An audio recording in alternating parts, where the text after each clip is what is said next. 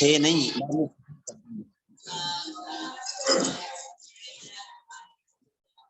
تو نے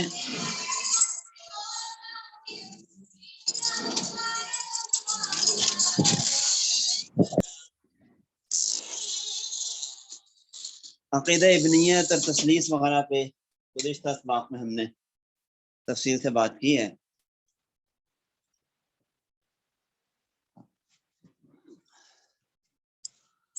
ان کے عقائد اور نظریات میں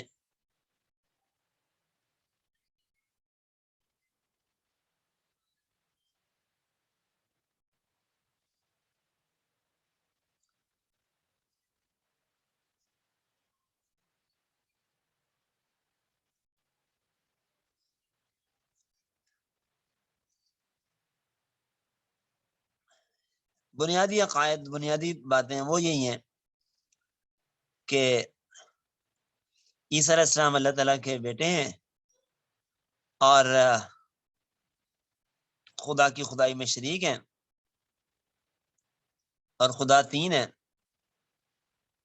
اور عیسیٰ اس گناہ کے بدلے میں جو آدم علیہ السلام سے ہوا تھا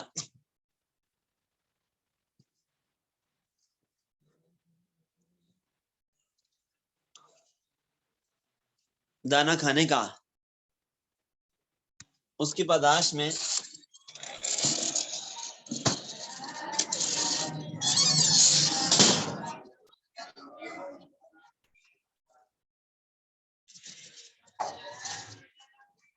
یسوع مسیح کفارہ بنے، صلیب دیے گئے.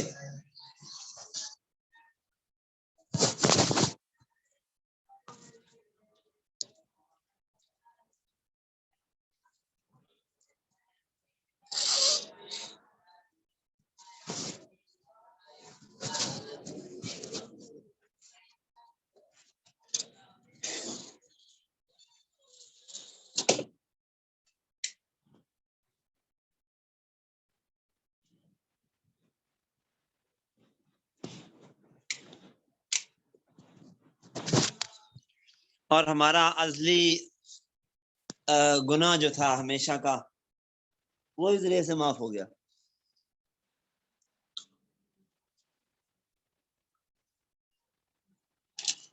اور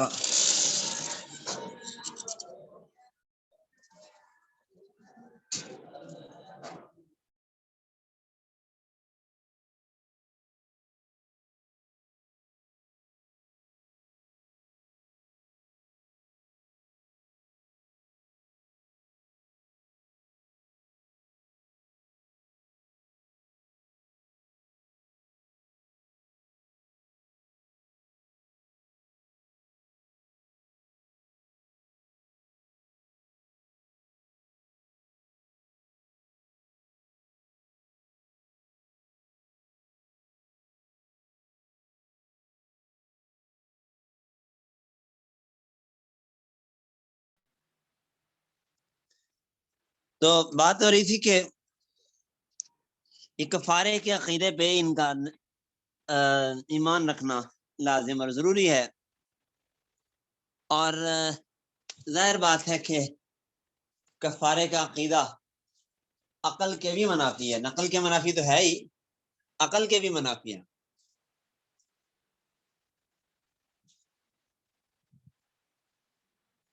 انسانی عقل تقاضا کرتی ہے کہ جو جرم کرے سزا بھی اسی کو ملے،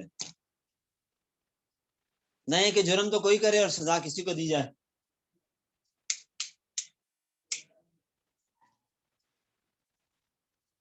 یہ دستور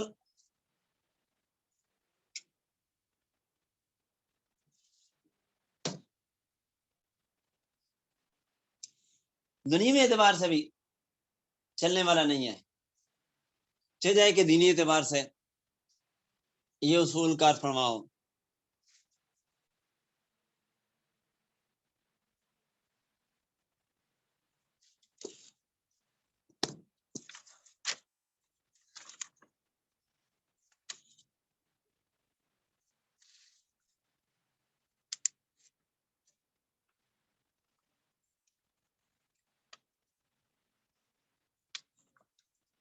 لہذا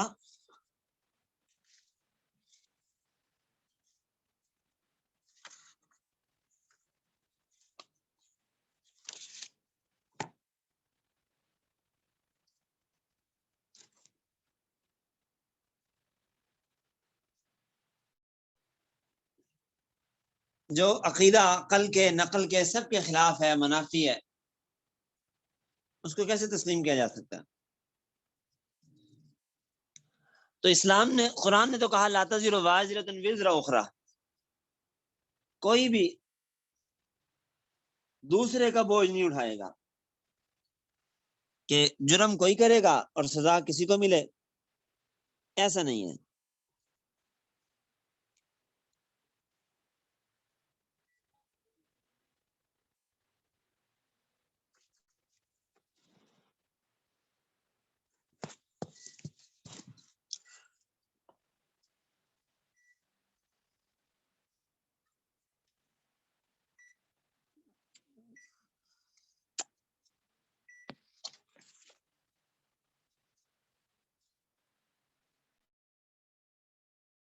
ایک دو منٹ ٹھہریے گا، ذرا بجلی کا مسئلہ بن رہا ہے، میں ذرا بجلی ٹھیک کروا لوں۔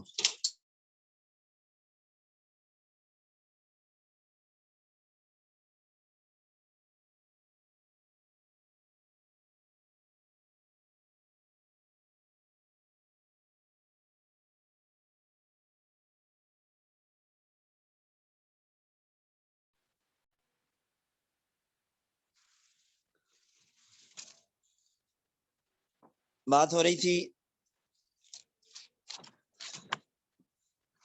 عیسائیوں کے عقیدوں میں سے کفارے کی عقیدے کی۔ اب بس بات کو سمیٹتے ہیں۔ بات سے پہلے گزر چکی ہے کہ عیسائیوں نے شریعت کو ایک لعنت قرار دیا، میں اس کے حوالے بھی بائبل سے پڑھ کے سنا چکا ہوں آپ کو، اور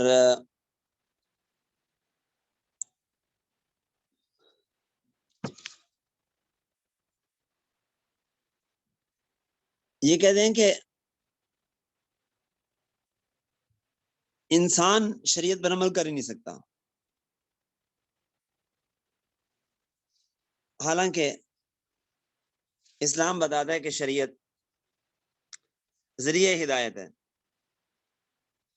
کوئی حکم بھی حکمت سے خالی یا انسانی طاقت سے باہر نہیں ہے، لیکن انہوں نے شریعت کو، مذہب کو خیر بات کہہ دیا ہوگا۔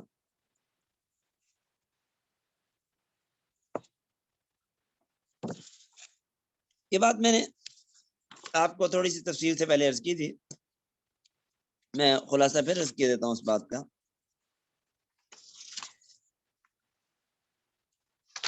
ایک عرصہ عیسائیت نے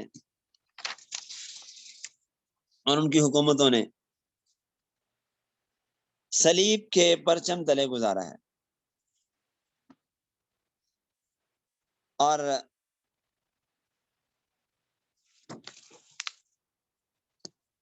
کیتھولک فرقہ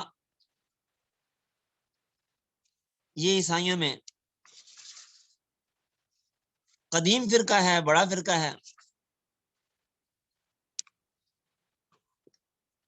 ان کا سربراہ پاپا روم کہلاتا ہے، اور وہ ان کے یہاں ایک بڑی اتھارٹی ہوتا ہے۔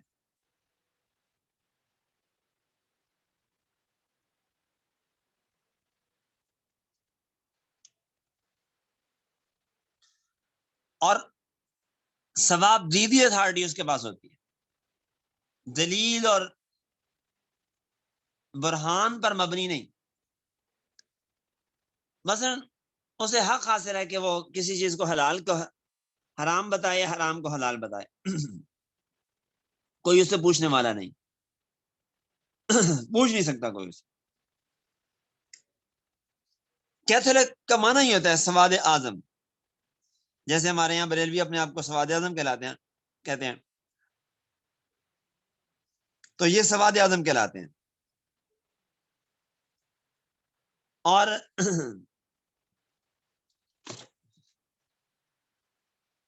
یہ قدیم فرقہ ہے، پہلے یہی ایک فرقہ ہوتا تھا. اور ایک 3 فرقے میں آپ کو پہلے بتا چکا ہوں، یعقوبیہ، نستوریہ، ملکائیہ. وہ الوہیت کے سلسلے میں ہیں، خدا ایک ہے، 3 ہے، اور خدا حلول کر گیا نہیں کر گیا. 3 کون سے ہیں؟ تیسرا مریم ہے، روح القدس ہے. بہرحال تو آج جو نئے 3 فرقے بنے ہیں ان میں ایک تو کیا طریقہ ہے، جو قدیم ان کا فرقہ ہے اور ان کے انچارج کو فادر کہتے ہیں، جو چرچ کا انچارج ہوتا ہے. اور ان میں کچھ بشپ ہوتے ہیں. بشپ وہ ان کے اندر ایک پوپ کے ماتحت 72 بشپ ہوتے ہیں، 72.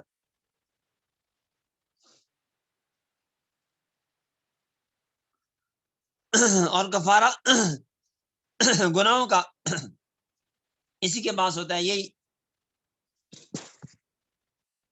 گناہوں کو معاف کرتا ہے اور یہی گناہوں پر سزا بھی دیتا ہے.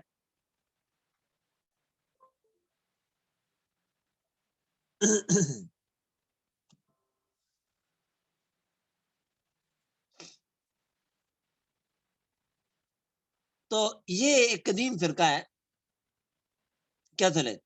لیکن اس فرقے کے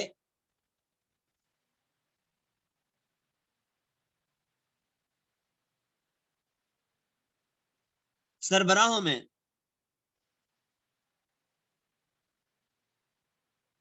ایک بشپ تھا جس کا نام تھا مارٹن لوتھر،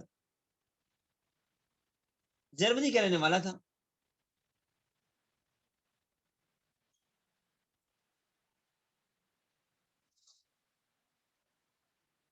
پوپ کا بڑا قریبی ساتھی تھا.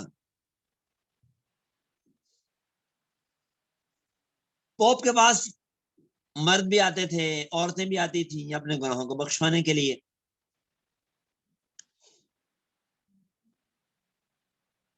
اور اب یہاں بھی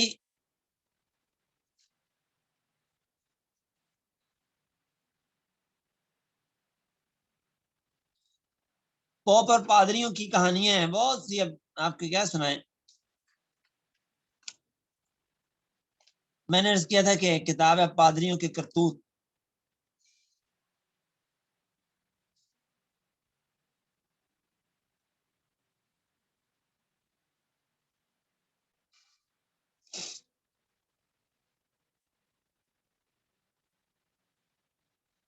اس کے اندر بڑی تفصیلی ان کے کرتوت لکھے ہوئے ہیں. بہرحال یہ جو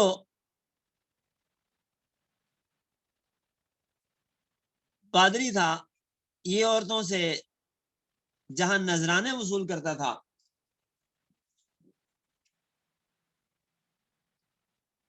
وہیں ان سے اپنی ہوس بھی پوری کرتا تھا.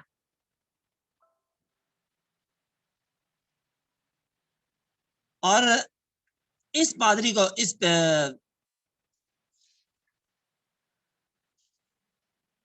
مارٹن لوتھر کو پتا چل گیا، اندر کا بندہ تھا، سارا پتا تھا اس کو.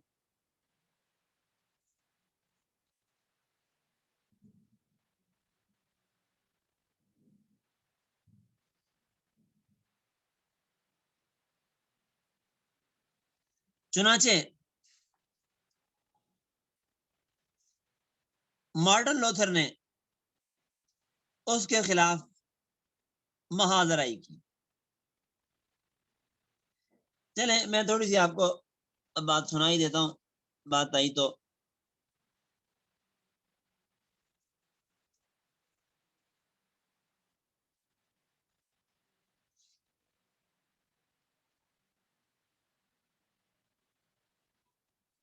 قدیم زمانے میں ہم جائیں تو قدیم زمانے میں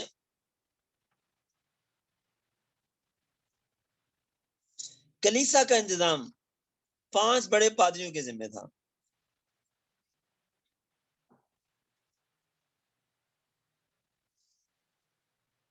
اور 2 کلیسا تھے ان کے، ایک روم میں اور ایک قسطنطنیہ میں.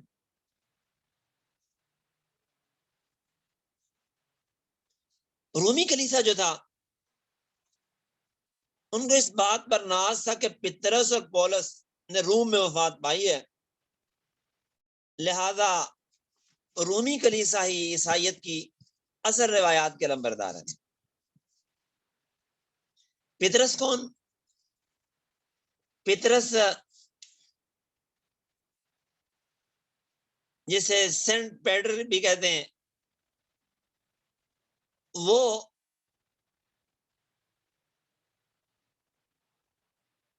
کہ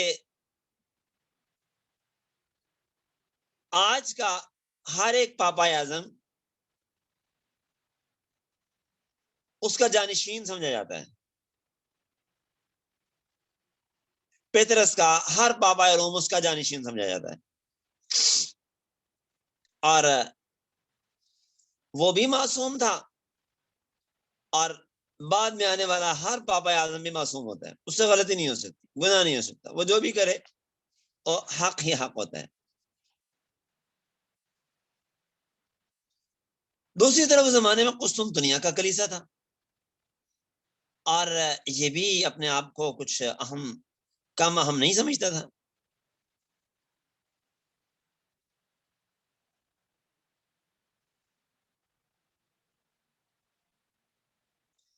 دونوں کلیساؤں میں آپس میں اختلافات بھی تھے.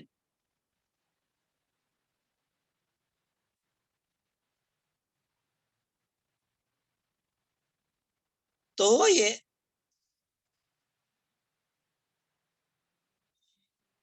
کہ جب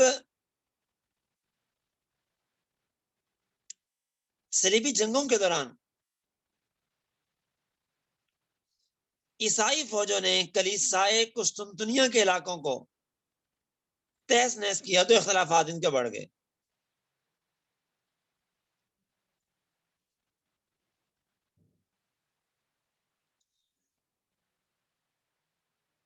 تو سب سے پہلے پاپائیت کو مستحکم بنیادوں پر استوار کرنے والا گریگوری اول تھا، جو 540 سے 609 تک دنیا میں رہا. اس دور میں کچھ وحشی اقوام عیسائیت میں داخل ہوئیں، جس سے پوپ کی قوت اور طاقت میں اضافہ ہوا اور اسے غیر محدود اختیارات حاصل ہوئے.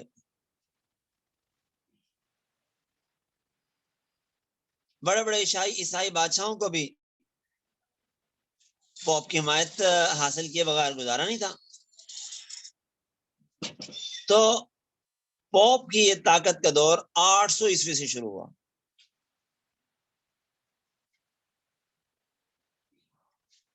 اور رومت الکبرا کی سلطنت کے پہلے شہنشاہ شارلی مان کو روم میں پوپ نے مذہبی رسوم کے ساتھ اپنے ہاتھ سے تخت پہنایا، اپنے ہاتھ سے تخت میں بٹھایا، تاج پہنایا،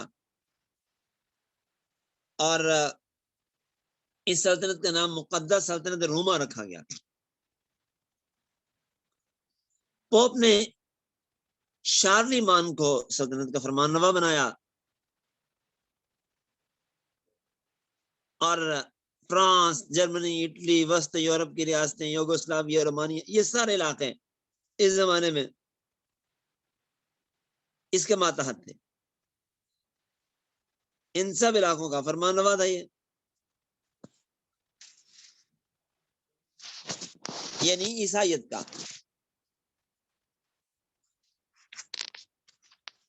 اور یہی وہ دور تھا جب بار روم سے لے کر بار ہند تک دولت عباسیہ کے بادشاہوں کا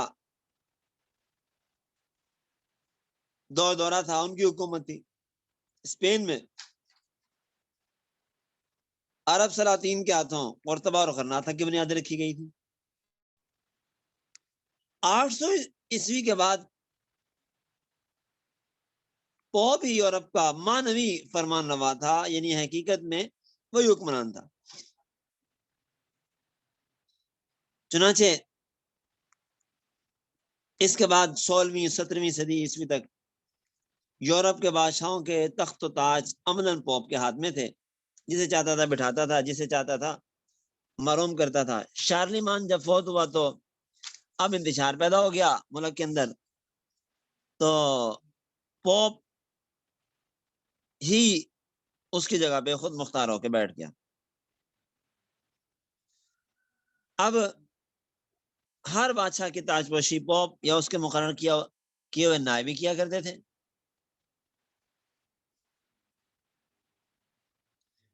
چنانچہ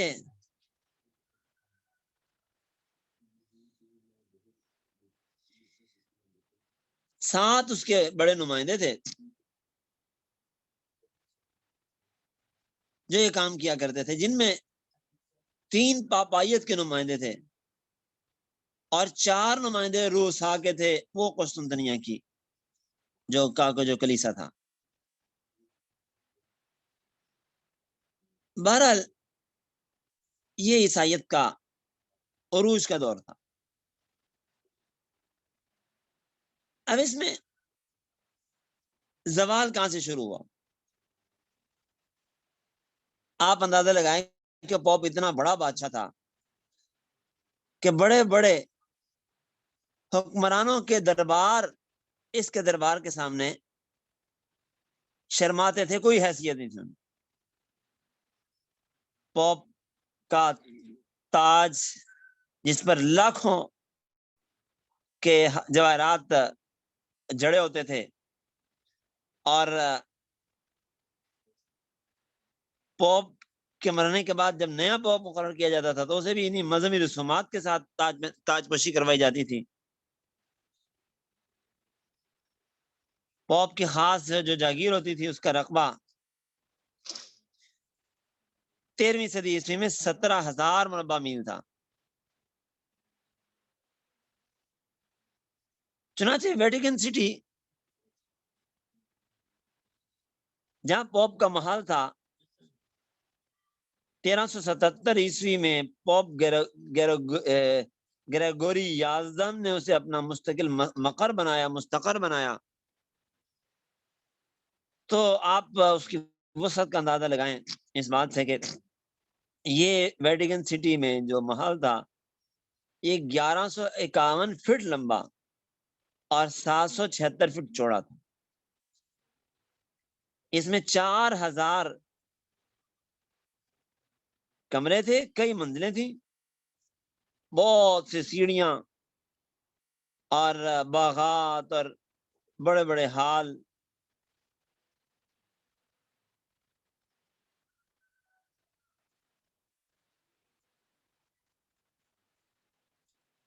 اور چھتوں اور دیواروں میں مشہور و معروف نقاشوں سے نقش و نگار کروایا گیا تھا۔ ایک نقاش تھا مائیکل اینجلو، اس سے۔ اب پوپ کا یہ مقام تھا، اس کا یہ محل تھا، اس کی یہ قوت اور طاقت تھی۔ اب عوام میں سے اگر کوئی بھی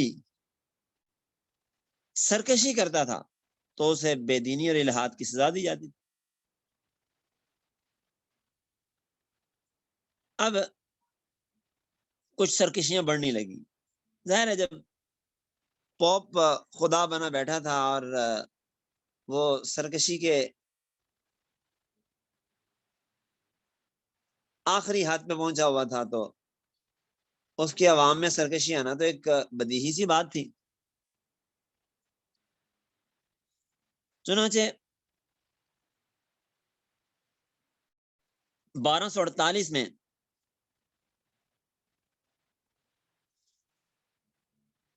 پوپ انوسینٹ چہارم نے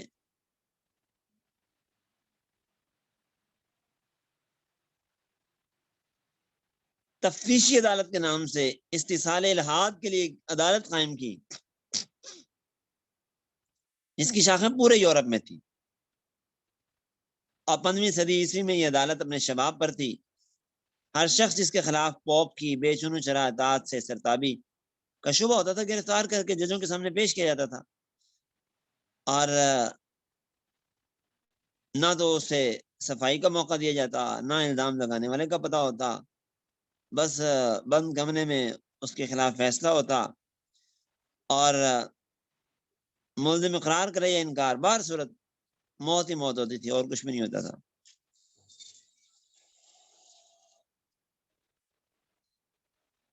اگر وہ اقرار نہیں کرتا تھا تو سزائیں دی جاتی تھی۔ چنانچہ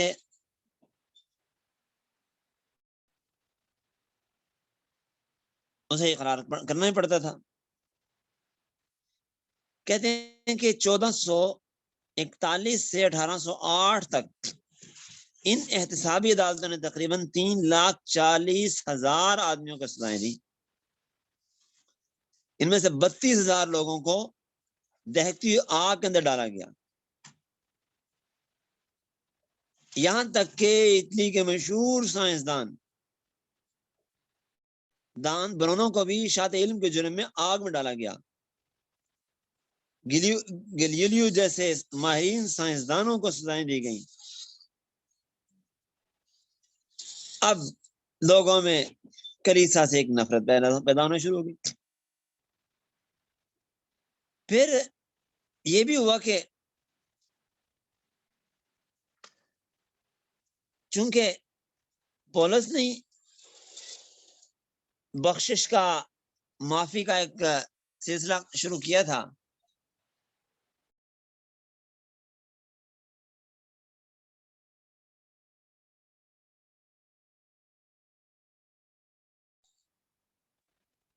تو جب یہ ہوا تو اب معافی نامے بھی جاری ہونے شروع ہو گئے، اور اب حالات اور زیادہ بگڑنے شروع ہو گئے۔